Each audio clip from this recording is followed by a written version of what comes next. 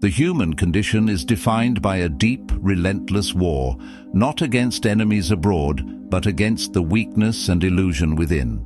There are ruthless truths, forged in the ancient discipline of Stoicism, and if you possess the courage to face them, you become dangerous in a way that manipulators, failures, and regret can no longer touch you. We were raised on a pretty comforting story. The world is fair. People are fundamentally kind. Hard work always pays off. It's a sweet lie, but life whispers otherwise, loudly, insistently. The game is rigged. Not everyone plays clean, and effort without brutal clarity bleeds you dry. Marcus Aurelius, the philosopher-emperor, reminds us, "You have power over your mind, over your ascent, not outside events. Own the mind, win the day." When you master your own internal landscape, you instantly rise above 90% of the crowd, who are slaves to external chaos. Today, 8 ruthless lessons to make you dangerously smart, seeing through appearances, impossible to manipulate, decisive under crushing pressure. And lesson 6 will serve as the cold, hard lens through which you must judge every single relationship in your life. What is this dangerous intelligence? Ordinary intelligence helps you solve existing problems. Dangerous intelligence helps you see them before they crash into you. It is not the art of manipulating others, but the ruthless discipline of cutting through your own illusions, your own hopes, and your own fears. The Stoics called it training the mind to see clearly, to think rightly, to act justly, even in the middle of chaos. Are you ready to claim that clarity? If you are ready to claim that clarity and begin this journey toward unbreakable intelligence, hit that like button now. Your commitment starts here. Let's begin the forge. Lesson 1. Emotion drives. Logic is the alibi. Most decisions are not born in logic. They are triggered by emotion, then dressed up with logic afterward. The reasoning is merely the press release. This is the hardest pill to swallow. The illusion of rational thought. The vast majority of human decisions are not born in a spreadsheet or a syllogism. They are triggered by a sudden spike of emotion, a rush of anger, a sting of inadequacy, or the hunger for recognition. The logical explanation that follows is nothing more than the alibi written after the crime is committed.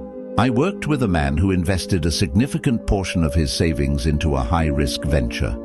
His explanation was meticulous: market analysis, growth potential, exit strategies. It sounded perfectly rational, but the brutal truth surfaced later. He had recently been publicly dismissed from a long-held corporate position. What he truly wanted wasn't a profit margin. It was a way to feel important and vindicated again. The financial models were camouflage. The decision was born of wounded pride. You see this toxic cycle everywhere. Online debates rarely pivot on facts. They turn on ego, on the identity people are clinging to, on the visceral need to win and be right. In the office, colleagues may violently resist a new process, not because it's inefficient, but because deep down they are asking, will this render me irrelevant? The Stoics warned us, people are rarely fighting about the thing on the surface. They are fighting for their pride, their place, their need to feel secure. So here is the drill for the dangerously smart mind.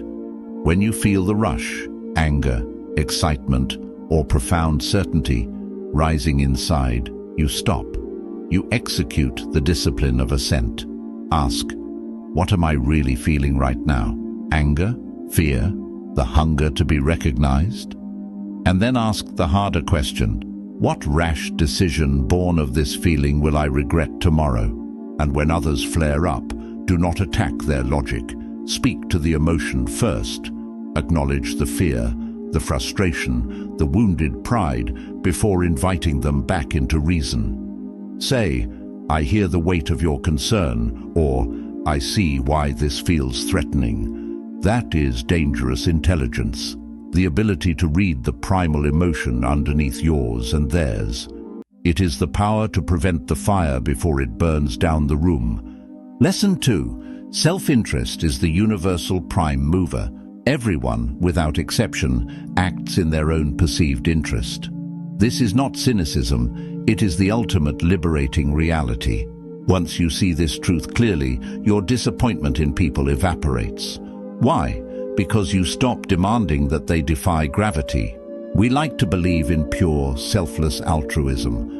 We want to think our neighbor bakes cookies simply because she loves giving, or that a colleague volunteers for extra work out of a sheer dedication to the team's abstract success. But beneath the surface, there is always a layer of self-interest, sometimes noble, like self-respect or the pursuit of duty, sometimes selfish, but always there. It is the universal prime mover. I remember a mentor who seemed endlessly generous. He organized community events, gave massive amounts of his time, and always showed up with tailored advice and a smile. People praised his selflessness, but later I understood he was using every interaction as a disciplined practice to secure his own future. Networking, building a reputation of flawless reliability, and testing his leadership skills for a much larger project. The kindness was real, but so was the ambition. And here is the radical shift. Once I understood his deeper motive, I stopped feeling naive or tricked. I respected him more because he was smart enough to align his own goals, his self-interest, with service to others. That is the Stoic lesson of rational self-regard. Self-interest is not evil, it is simply human nature. Marcus Aurelius himself admitted that even his service to Rome was also service to his own sense of duty and honor, which provided him with inner peace. Seneca warned us, expecting people to consistently act against their own deepest interests is like fighting gravity. It is pointless and exhausting. So what do? We stop asking, why are they so selfish? Instead, we ask, what do they really want here? What is their current prime motive? And then we align. We find the overlap. We build agreements where both sides benefit, an overlap of interest, instead of demanding sacrifices that can never last. This is dangerous intelligence, seeing the hidden currents of motivation, understanding that every request, every smile, every offer carries a purpose. When you see it clearly, you can work with reality, not against the exhausting illusion of pure selflessness. Lesson 3. The lie of self-deception. Most people cannot handle the truth about themselves. They choose comfortable slavery over painful freedom. This lesson cuts deep into the soul. Because the harshest mirror is not the one we hold up to others. It is the one we hold up to ourselves. Most people avoid that mirror with manic intensity. They build complex stories, excuses, and elaborate intellectual defenses. Anything to protect the fragile, comfortable image they have constructed. And that is why they stay trapped in the same mistakes, the same toxic cycles, year after year. I had a colleague who constantly complained about being overlooked for promotions. Every time he blamed external forces, office politics, unfair managers, or bad luck. But when I gently pointed out his pattern of lateness, his missed deadlines, and his constant clashes with the core team, he snapped back, "You don't understand the toxic situation here." His mind wasn't seeking truth. It was seeking protection for his ego. The Stoics called this self-deception a profound kind of slavery, because if you cannot clearly see your own part in the problem, if you cannot admit where your agency created the negative outcome, you will never hold the power to change it. You are perpetually reliant on the world outside you changing first. Marcus Aurelius wrote endlessly about this, questioning his motives, confronting his flaws, and disciplining his ego. Why? Because truth, however painful, is the only ground solid enough to build an unassailable life upon. So here's the daily test for dangerous intelligence. Ask yourself, what truth am I actively avoiding? What piece of uncomfortable feedback did I dismiss too quickly? Where am I deceiving myself because the reality is simply too uncomfortable to bear? These are brutal questions, but they are the keys to your cage. Most people surround themselves with yes men, with echoes of their own comforting illusions. But the dangerous mind seeks the opposite. It seeks the piercing voice that says, "You're wrong here. Fix it." That is true strength. Because when you can face your own flaws without flinching, you become untouchable. While others are trapped in their comforting lies, you are already evolving into the next, superior version of yourself. If you are ready to stop lying to yourself and commit to this path of brutal self-honesty, comment below right now with the word mirror. This is your public vow to seek the uncomfortable truth. Lesson 4. Envy is the tax on excellence. Your success will make some people hate you. Expect resistance as the inevitable tax on excellence. Strange, isn't it? You work hard, you sacrifice, you rise higher, you finally win, and instead of genuine applause, you feel the sharp, bitter sting of resentment. Why? Because your success is a mirror. It reflects back to others what they could be, but perhaps chose not to become. And not everyone can face that reflection without flaring up. I saw this with a college friend who built a thriving, ethical business from nothing. When he struggled, everyone was kind, supportive, and encouraging.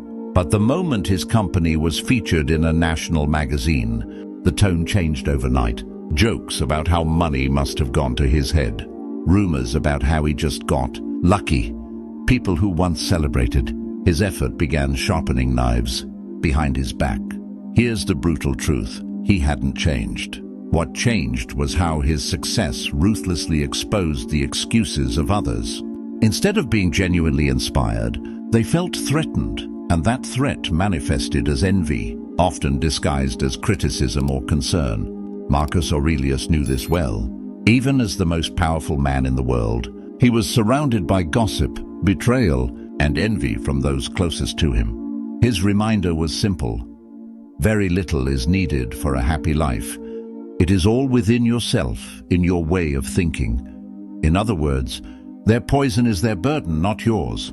So when envy comes, do not shrink to make others comfortable.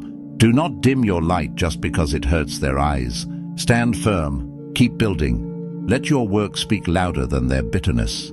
This is dangerous intelligence, expecting resistance as the price of growth, knowing that success will test not just your skills, but the loyalty and character of your inner circle. And when the whispers come, you'll recognize them for what they are, not a reflection of you, but a painful revelation of them. Lesson 5. Every interaction is an influence attempt. Everyone is selling you something, an idea, an action, or a feeling. Once you internalize this, you gain the power of conscious choice. Once you truly see this, you will never view people or situations the same way again. Every single human interaction is, at its core, an influence attempt.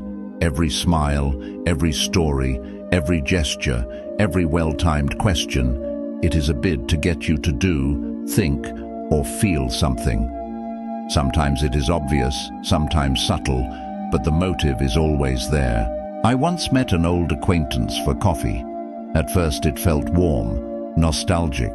She asked about my work, my family, remembered intricate details from years ago.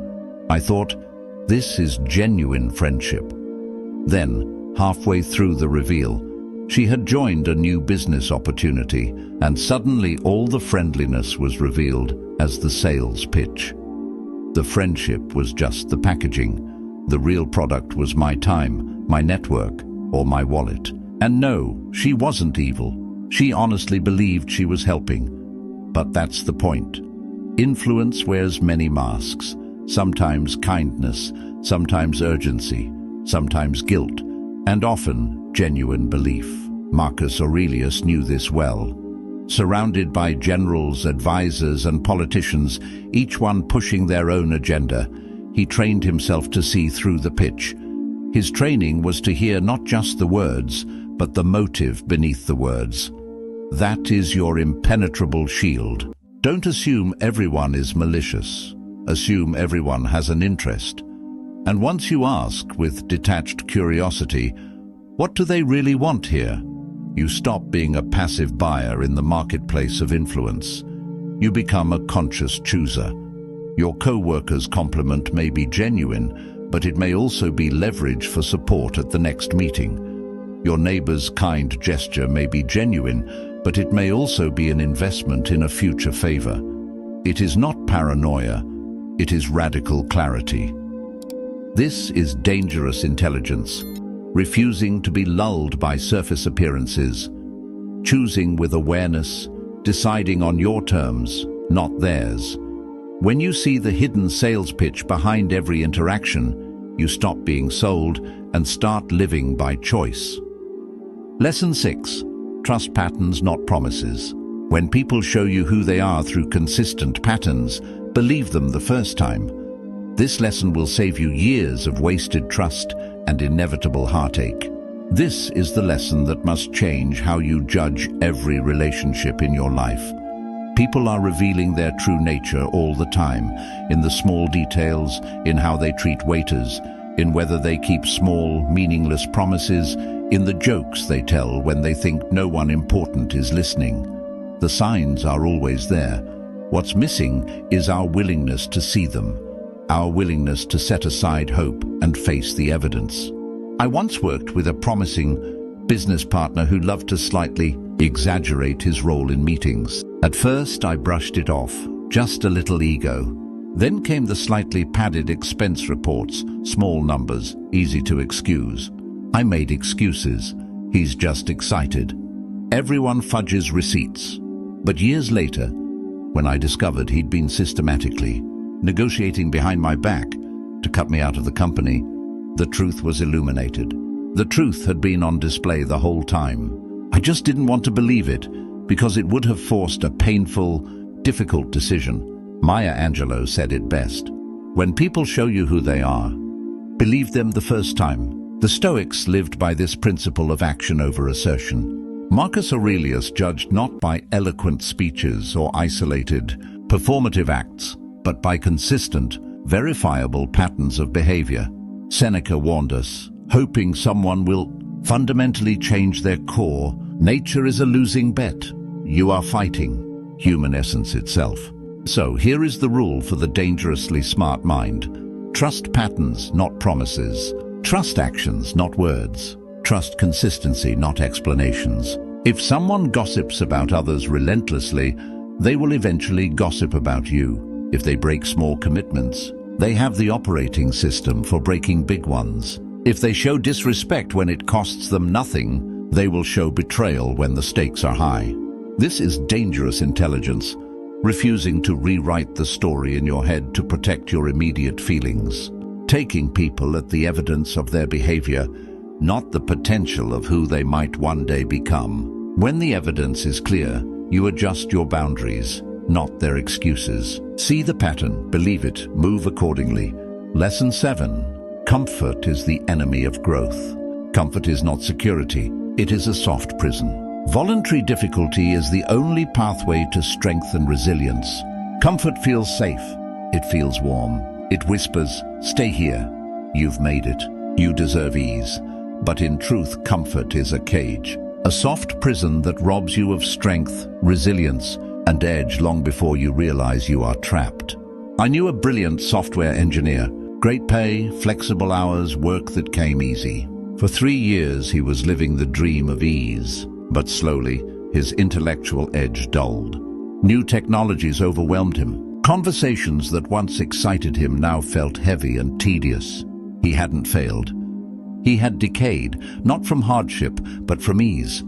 Then came the unexpected layoff, and suddenly the security he trusted was gone. The comfort that once felt like a blessing revealed itself as a catastrophic trap.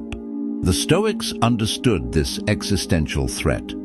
Marcus Aurelius could have drowned in palace luxury, yet he chose campaigns, challenges, the intense grind of leadership, and cold baths. Seneca famously practiced voluntary discomfort, sleeping on the floor, eating simple meals, because he knew that if you only accept ease, your soul will collapse when genuine hardship inevitably arrives. So, how do we fight back? We choose difficulty on purpose. We seek out the necessary friction. Speak up when silence is safer. Learn the skill that intimidates you. Train the body when the couch is calling your name. Every time you push into discomfort, you are sharpening your blade. Here is the paradox. Comfort kills more dreams than failure ever will, because failure at least provides data and teaches. Comfort teaches nothing except how to stay the same. Dangerous intelligence means spotting this insidious trap early. It means asking, where am I choosing safety over growth? What essential, difficult task am I avoiding because it feels hard? And then stepping straight toward it. While most people are lulled to sleep by comfort, you will be awake, alive, and rising. Lesson 8, Memento Mori. Triviality is the real crime. You are going to die, and most of your worries are trivial noise. Use Memento Mori to filter your focus. This is the final lesson, the most ruthless and, paradoxically, the most liberating. Death is not a possibility, it is the only certainty. And when you embed this truth into your daily operating system, most of the noise and triviality that currently drains your energy vanishes into thin air. I watched this truth unfold in a man I admired greatly. Before his diagnosis, he obsessed over office politics, neighborhood gossip, whether his lawn looked perfect compared to the neighbors. He fought battles that meant absolutely nothing to his soul. But once a terminal diagnosis forced him to face the clock, everything shifted instantly. He stopped caring about external approval. He ended hollow relationships.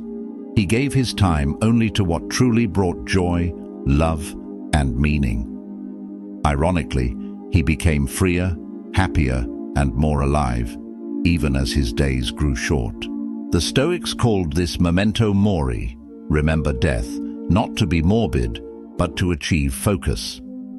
Marcus Aurelius wrote, "It is not death that a man should fear, but never beginning to live." Seneca warned that wasting time is the one crime that cannot be repaid. So ask yourself this question, the ultimate filter. If I had 1 year left, would this current worry matter? Would I still waste hours arguing online? Would I still chase the hollow approval of strangers? Or would I finally speak the words I've been holding back? Finally build what I've been postponing?